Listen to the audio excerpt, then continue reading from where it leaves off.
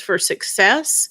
And we're going to start with morning routines. I have been on pretty much a lifelong quest to become a morning person. And so I'm going to share some of what I've learned and some of the mistakes I made in hopes of helping some of you who may not yet have a solid morning routine figure out how to master mornings, because successful people seem to have managed mornings. So I am back. We had, I don't know if you're not from around here, the Texas power grid is kind of a nightmare. And our power went out on Saturday night. It came back on in several hours. Thank goodness it was at night. It was not during the ice storm.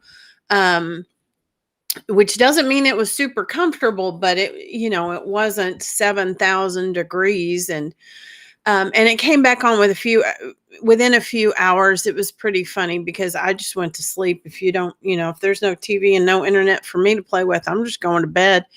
And Steve had to wake me up, to tell me, hey, the power's back on. So I, look around and go, okay, yeah, it is. And I went right back to sleep. So that's all well and good. But when the power, either when it went off or when it came back on, there was a surge and it knocked out our TV and internet. And so that's always super fun and not stressful at all for someone who does social media. I mean, of course there's Wi-Fi everywhere, but I want it my way. And so, okay. And so for over 24 hours, about 36 hours, we did not have TV or internet, which was fine on Sunday, chores and stuff. And my very favorite game, I can play without Wi-Fi. So I did a lot of mining on Saturday. And then yesterday, I think I threw a big enough fit. I really didn't throw a fit, but she could tell I was not happy on the phone. That they got the technician out very early, on the front end of the 4-hour window. And he replaced, I don't know, the box that the juice comes through. And we had all our stuff back. So I just feel really powerless. And I know I can check things on the phone, but I like being at my desk, command central, doing my thing. And so I am really happy to be back up and running, and fingers crossed that it kind of stays that way for a little while. Just trying to think of what else. They're just, this is sort of my little TV show where I just share all kinds of things.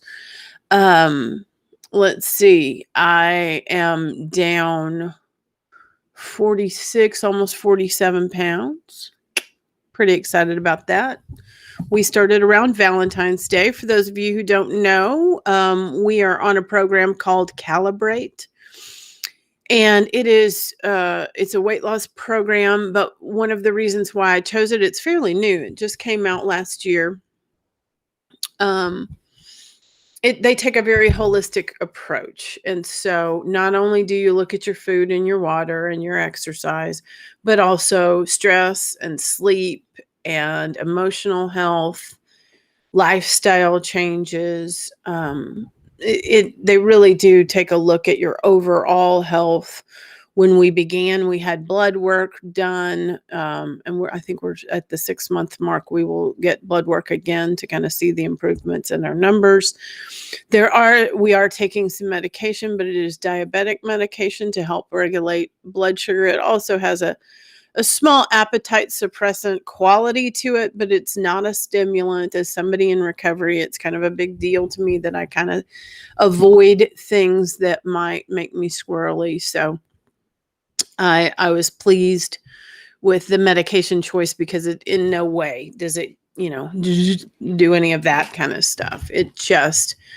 There's a slight appetite suppressant, which just kind of helps somebody who walks through the world looking for snacks. So, That's going on. The obsession of the month is fun manicures. I am using Olive and June nail polish, and I'm loving it. Um, that the manicures last. I also am really digging these tonal sort of ombre nails.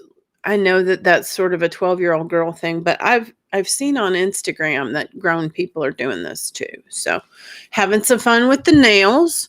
I think that's one of the things that I really like about, what I brought back from the pandemic is that there are some things that used to pay people to do that I'm actually kind of enjoying doing myself. When those things were taken away, I found some ways. On Saturday, it was my Yucaversary, where I celebrated a year of playing my ukulele, which has definitely added some joy to my life. But let's get on to the topic at hand, systems for success. So today we're going to talk about mastering mornings. And the reason this is a big deal to me is that I have struggled with mornings all my life. You can ask my sweet little mama.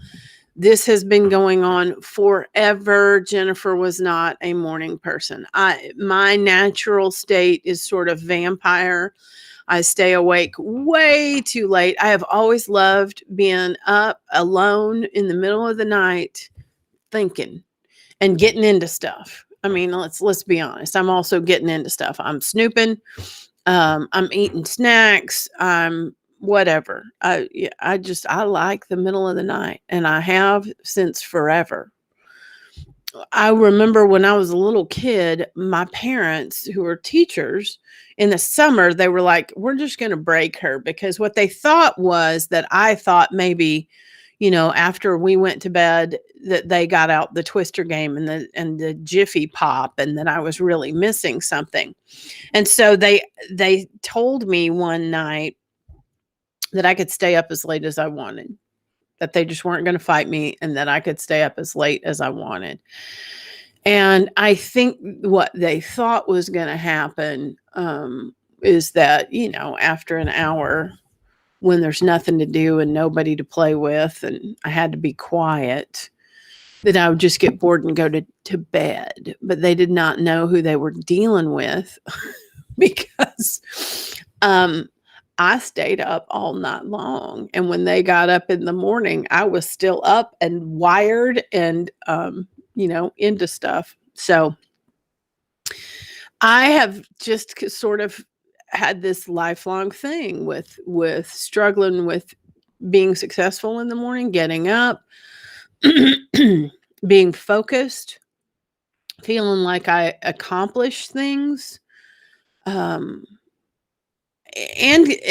when you're a night person, it's kind of hard to connect with other people who are keeping normal hours. So this is something that I really began to work on in my mid to late 20s. As far as I know that this is a problem. I am late to work all the time. I get in trouble at work because I'm not showing up, and when I get there, I'm not ready to function because I have literally sprung from bed, thrown something on, and run to work. So I'm not mentally there yet. And so basically I'm cheating people who are paying me for my time out of what they're paying me for. So I start taking a look at this, and the problem number one, and this is my first little tip on creating a morning system, is the first thing that you have to do is commit to change. And a part of the problem was that I don't know that for a while there, I said that I wanted to change because it bothered other people. Because, my employers were kind of tired of talking to me about you can't be an hour late. But I still liked it. I still liked being up at 1 and 2 in the morning. And so I wasn't committed to doing something different. I would tell the person that I was talking to about all of this, I would tell her, "Oh my gosh, I've got to change this. This is really causing problems." But then, I would go out at night to Cafe Brazil and drink coffee until 11 o'clock. So, how committed am I really? Now I understand that there are certainly times when you just don't have control. You've got a sick kid that's up in the middle of the night. That's not something you can choose. What I am talking about are the things that I chose to do that sabotaged what I said I wanted. Um, we've all got those friends who, that's it. I'm losing these 20 pounds. I'm losing these 20 pounds. And then the next thing you know, you're watching them order cheesecake. I have been that person. I'm just saying, how committed are you? So the first thing is you've really got to get to a spot where it's like, seriously, this is a priority. I will do what it takes. Because until you kind of push your chips all in, it's lip service. The second thing, oh, there was one more story I wanted to tell you about, committing to a change. Um, I don't know how many years ago, several years ago, Big Daddy and I were going on our annual diet. And back then it really was a diet. It was, we're going to get this weight off and then, live happy, joyous, and free or whatever. And so I am a big researcher, and I'd read about things that lead to your success. And, one of the things that I read about was visualizing success. And so I'm trying to picture myself in a bikini, which frankly, I cannot do. I cannot picture myself thin. I can picture myself thinner because I have a picture of, sizes I have been, but actually skinny? No. I can't even imagine it. And I'm a creative gal. So that was a problem. The other thing they said was, visualize success and what are some of the goals, realistic, tangible goals that you want to reach on your weight loss journey. And so I start trying to imagine, what are some of the things that I would like to see, early goals for weight loss? And so I'm imagining things like being on a plane and not having to ask for an extension for the seatbelt. And if you've never had to suffer that, good for you. Because it's in the beginning, it really was. I was very embarrassed about that. Now I'm just like, hey, I need this. And, me and the two fat guys on the plane just do it. But that used to cause me a lot of anxiety, and I just felt really ashamed. And, being able to put the arm down on the plane, that would be really nice. And so I'm trying to picture my goals. So I go, to Big Daddy and I say, what are your goals for weight loss? And he says, I'd like to stay on this plan for the rest of my life. And I start breathing in a bag. Like that is so far from where I was mentally about that. I couldn't even imagine. Like, I could not. Why would you do that? And what I realized was I was never committed to success because my thought was always, I'm going to get this weight off and then I'm going to go back to eating the way I want to eat, which is why I've lost 100 pounds twice and put it back on. So, a true commitment is I want to be different long term. In sunshine and in shadows, I want to do this. And so truly, if you're going to make this change, really and truly take a look at long term. This is the commitment I'm willing to make to my goal. Second thing, assess what doesn't work and why it doesn't work.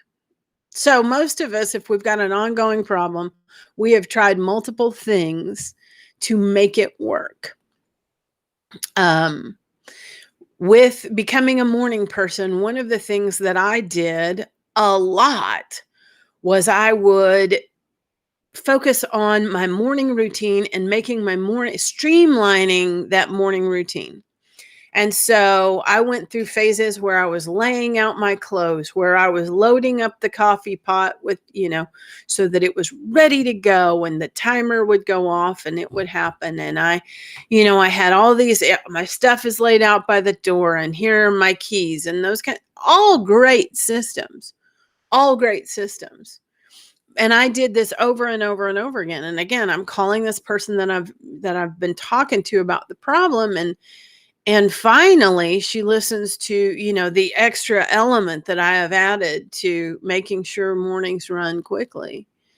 And finally, just in exasperation, she was saying, mornings aren't the problem, Jennifer. It's not what you do in the morning. It's how much sleep are you getting and what are you doing at night that is sabotaging your morning routine. Because if you're getting up, getting focused, you can get all this other stuff done. I mean, they're great tools to have, and it's a wonderful thing to add to your morning that you have all these things set up. But until you address the real problem, which is you're not getting enough sleep and you're doing things at night to ensure that you don't get enough sleep, you're always going to struggle with mornings. So take a look at what you have tried and then try and figure out why it doesn't work. What is missing in the system? The third thing is get in your own way. And by that, I mean, kind of get in your own face. Do those things that I talked about as far as setting things up. Have things in your eyesight, sort of a visual checklist of, here are the things I want to get done. And by that, I mean, have your workout clothes and your shoes sitting right beside the bed so that there is a visual cue. I am putting these on. This right out of bed. This is what I do. I put this on. If it is, I'm going to read my devotional book, then have that devotional book right in your way. First thing, sitting on your desk where you can't do anything until you deal with that book, and then move it out of the way. So set it up the night before so that in the morning it is right there and you have a visual reminder. If what you are trying to add to your morning is taking your supplements, put them on your keyboard. Put your pill case on the keyboard so that it is right there. It is a visual checklist of things that you need to do, and then move it out of the way. Put it back there at night. So this is going to, again, you're going to have a night routine to set you up for morning success. One of the reasons I know this works is when I started dating Big Daddy, he has all kinds of systems. He is Mr. Systems. He's steady Eddie, got routines for everything. He puts his keys in the same place every night. He has this whole sort of Mr. Rogers routine where he comes home and he puts on, these are his at home clothes. And I mean, it's truly impressive. He's the anti-Jennifer. I mean, I'm just all over the place. And, but he's a routine guy. And so one of the commandments that Steve knows that nobody else knows is that Sunday is laundry day, and that on laundry day, all the clothes except the clothes you are wearing get cleaned. This is not how I operated before him. So he would do the laundry, and then when things came out of the dryer, he would lay them on the bed. Just lay them out. Let me tell you something. That used to drive me straight up the freaking wall. And I couldn't figure out if he was a genius or just diabolical, if he was trying to drive me round the bend. Because by laying all the clothes out on the bed, he forced my hand. And I had to hang up and put away the clothes if I wanted to go to bed. And today, that's just how it's done. After 12 years, 14 years together, that's how it's done. And it's not something that upsets me anymore. In the beginning, I was just like, "Rrr." But he taught me a new habit because he disrupted what I wanted to do with what I should be doing, if that makes sense. And so that's why I'm a big believer in put things out, put them in your way, put them in your face, because they become this visual checklist that says, I have to do this. Before I can do anything else, I have to do this. And then my fourth tip for becoming a morning person is figure out if you are motivated by the carrot or the stick. If it is the carrot, then decide what kind of reward you want and when you should celebrate. If it is the stick, then you need to set up a situation, some accountability with someone else, and figure out what the consequence is if you do not do what you have committed to do. There's a guy I used to go to networking with, and he and a buddy decided that they were going to work out. Monday through Friday, they were going to work out. They were going to meet at a certain time at the gym, and if one of them didn't show up, the next time he saw the next day, he would have to bring his accountability buddy $50. And so they paid each other $50 when they missed. That's the motivation that he needed to truly commit. And so I admire that kind of commitment to something, because it virtually guarantees change if that's your pain point. Now, if you are motivated by the carrot, then it's pretty simple to say, okay, if I do this every day for 30 days, I'm going to get that MacBook or whatever. I mean, I know that's a giant, better step tracker would be my first reward. But set something up, and again, do something visual. As silly as it is, one of my friends was talking about really struggling with reading her morning readings, and she said that she set up a star chart just like a little kid. Got it at the dollar store, gave herself a star every day that she did it, and that created the habit. As simple as that is, I mean, there's the Jerry Seinfeld. He has a really simple system where he was supposed to write, I want to say, an hour a day. And he got a big desk calendar. And on the days that he wrote, he just put an X on the calendar. And on the days that he missed, he didn't get an X. And so what he would do is he would try to beat his own record. So let's say he got 13 days in a row and then he missed. Then the next goal was, how much further can I get than 13 days? It's not about guilt and shame. It's simply about beat your own record. And so it's a completely simple system that works. And then the fifth thing and final, because I know this is running long, the final thing on becoming a morning person is get some new information. So often we are looking at the same problem over and over and over again, and we can only come up with the same solutions, kind of like me always focusing in on my morning routine rather than paying attention to what I was doing at night. Until new information comes in, I have very limited resources. So talking with someone who has a good, solid morning routine may provide you some insight or give you some ideas. I am just going to talk about this book until every single person I know has read it. But there's a book called Miracle Mornings. It's by Hal Elrod. It is a system that he has for managing your mornings and being successful. The system is savers. You do silence, which for me is meditation. Affirmations, which I rolled my eyes at, but really work. V is visualization, which goes with the silence for me. That's going to be some meditation. E is exercise. R is reading something, and then S is scribing, so doing a little bit of writing each morning. And I tend to write my affirmations so that I can kind of double up. So I write my prayers, I write my affirmations, and I do a little quick journaling, which also, by the way, lowers your stress levels exponentially because you're kind of processing either what happened the day before or preparing for the day that's coming. So I highly recommend that practice. But there is a trick in that book that it's the last thing I'm going to talk about because I know this thing is going way long.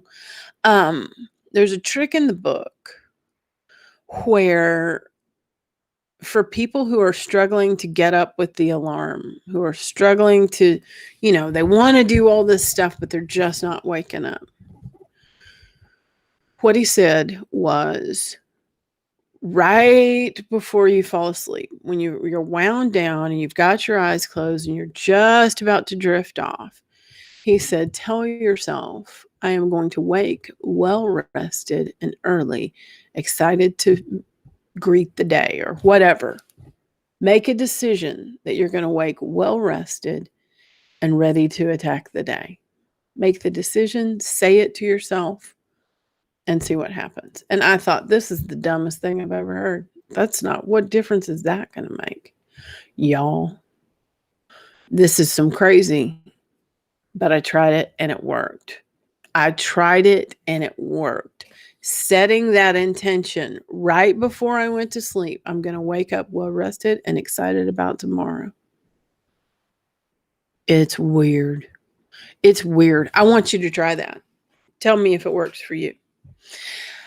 I will be back tomorrow, unless the internet goes out, and we will talk about some systems for success with social media and some habits you can create to streamline your process. I hope you'll join me. Thanks so much.